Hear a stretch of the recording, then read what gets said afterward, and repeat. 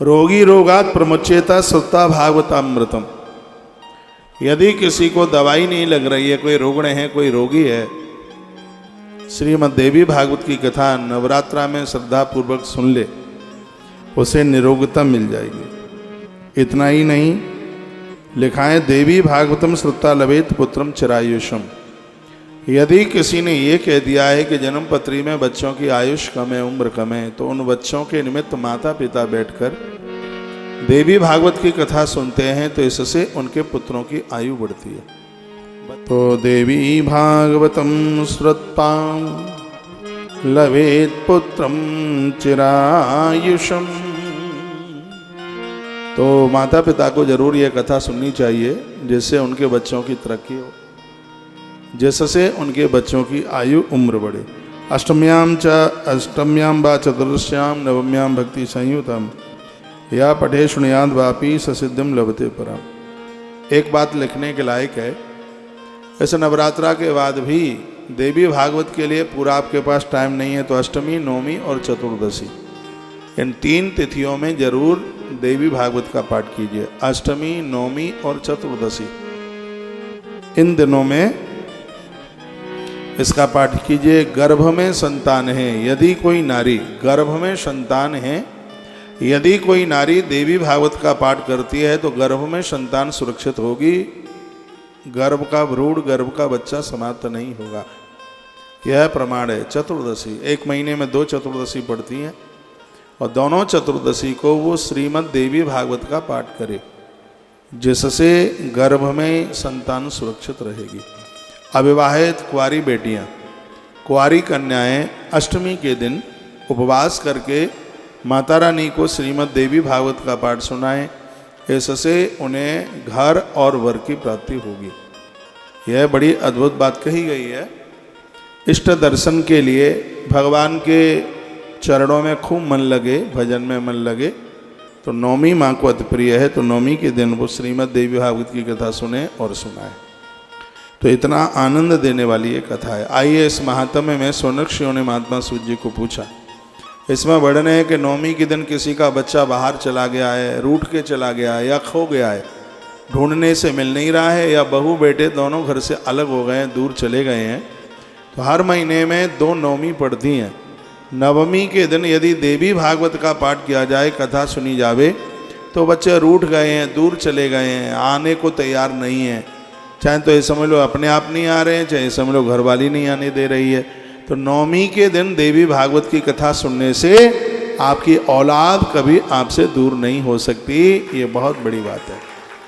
तो अब ये प्रश्न कर दिया सोनक्षियों ने, आप ये बताइए किसी का बच्चा दूर माता पिता से चला गया हो या खो गया हो या रूठ के चला गया हो, और किसी ने देवी भागवत की कथा सुनी हो और आप नवमी की महिमा बता रहे हैं, तो क्या ऐसा कुछ है कि खोया हुआ बच्चा वापस आ गया हो?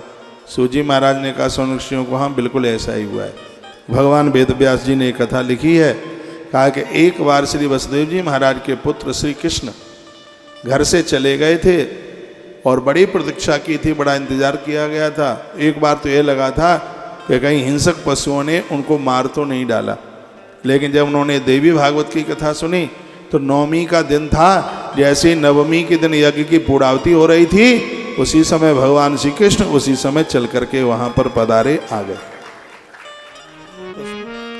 बड़े पुण्य बढ़ते हैं यदि किसी के लिए हम अपनी बैठी हुई जगह खाली कर दें, बहुत पुण्य बढ़ते हैं। किसी का आदर करें, किसी का सम्मान करें। आप बस में हैं, रेल में हैं, कोई वयोवृद्ध हैं, वह खड़े हैं, वैसे भी हमारी नीति कहती है कि वृद्धों का आदर करने से आयु बढ़ती है, उम्र बढ़ती है, उन्हें स्थान दीजिए। कोई गर्भिणी नारी है उसको स्थान दीजिए, कोई रुग्ण है, कोई रोगी है, उसे स्थान दीजिए। आप गाड़ी में अकेले जा रहे हैं और आपकी गाड़ी में जगह है, तो जरूरतमंद लोग हैं, उन्हें उतार दीजिए। यह भी आपको पुण्य के लिए एक बहुत बड़ा सत्कर्म हो जाएगा। कल मेरे पास जम्मू से एसपी महोदय की गृहिणी थी, शर्मा जी की पत्नी, वो एसपी हैं। तो वो मुझे बोले, महाराज जी कोई ऐसे तो नहीं है जो जम्मू जा रहे हो, हमारी गाड़ी में जगह है और हम उनको वहाँ उतार देंगे। नहीं, उनको क्या पड़ी थी। लेकिन सत्संग का ये बहुत बड़ा प्रभाव है। आज ये बात सुन रहे हैं और कभी सड़क पर आप जाते हैं रिक्त खाली और कोई आपको दिखाई देता है, किसी ने हाथ दिया तो आप उसे बैठाए बिना मानेंगे नहीं, बिल्कुल नहीं मानेंगे। ये हमारे ग्रंथ हैं, वो बड़ी अद्भुत अद्भुत बातों का वर्णन करते हैं। एक जीवन जीने की बात करते हैं, जिंदगी जीने की बात वह सिखाते हैं। आपके मध्य में कोई पूज्य आते हैं, बंदनी आते हैं, तो खड़े होकर उनका आदर कीजिए, उन्हें बैठने के लिए जगह दीजिए, स्थान दीजिए।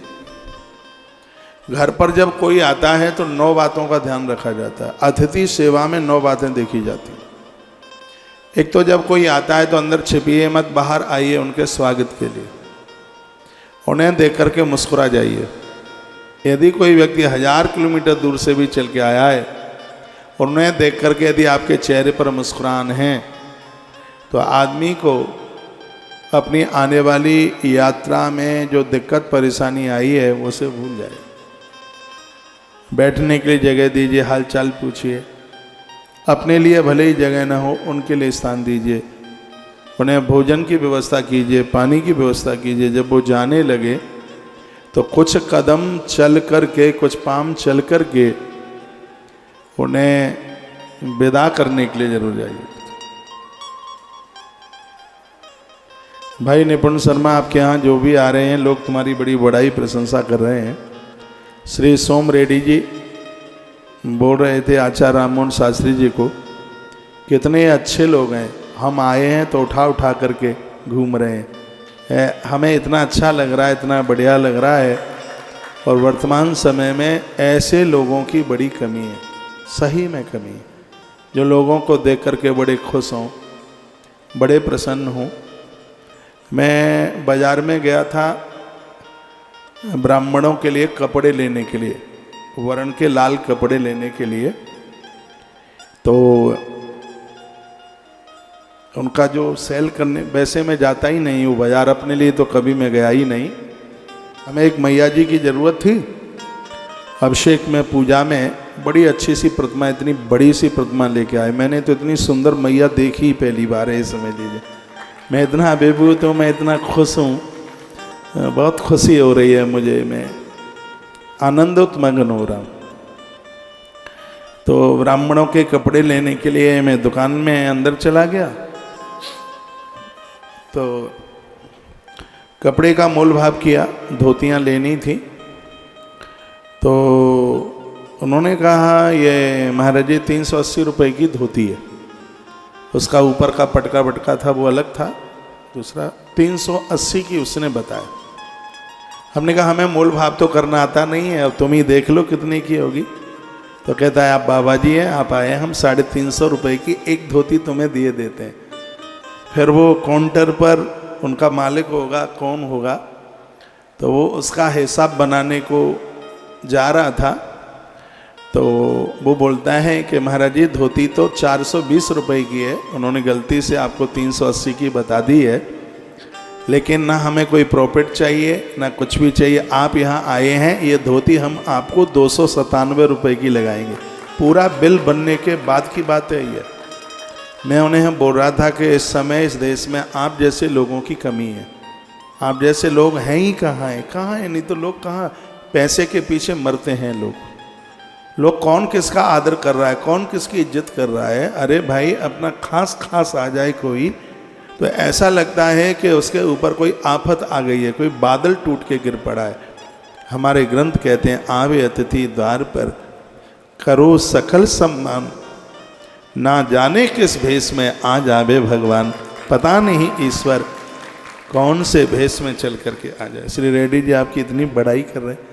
कल हम देख रहे थे वो बार बार ये बहन कहती हम इधर आ जाओ, इधर आके बैठ जाओ, इधर आ जाओ। ये अपनत्व, आत्मीयता। कौन किसके यहाँ आता है, कौन के पास इतना टाइम है, कौन किसके यहाँ जाता है। लोगों को देख करके प्रसन्न होइए, मुरझाइए मत, फूल की तरह खिल जाइए। पता नहीं ईश्वर ही कौन से रूप में चलकर तुम्हारी देहली पर तुम्हारे ऊपर करुणा का सावन बरसाने के लिए आ जाए। प्रसन्न हुई है लोगों को देख करके। आया अतिथि द्वार पर नहीं किया सम्मान, सकल धर्म मिट जात है कहे स्कंध पुराण। दरवाजे पर आने वाले आगंतुक अतिथि का यदि आदर नहीं हुआ तो स्कंद पुराण भी कहता है कि आपने यदि कई गायों का भी दान किया होगा तो पुण्य क्षीण हो जाएगी। घर में उदारता से इतना भोजन प्रसाद बनाइए कि सुबह का भोजन रात्रि तक आपकी रसोई में बना रहे। कुछ लोग नाप करके एक मुट्ठी आटा भी ज़्यादा ना हो जाए, इतने कंजूस मत बनिए, उदार बनिए, उदार।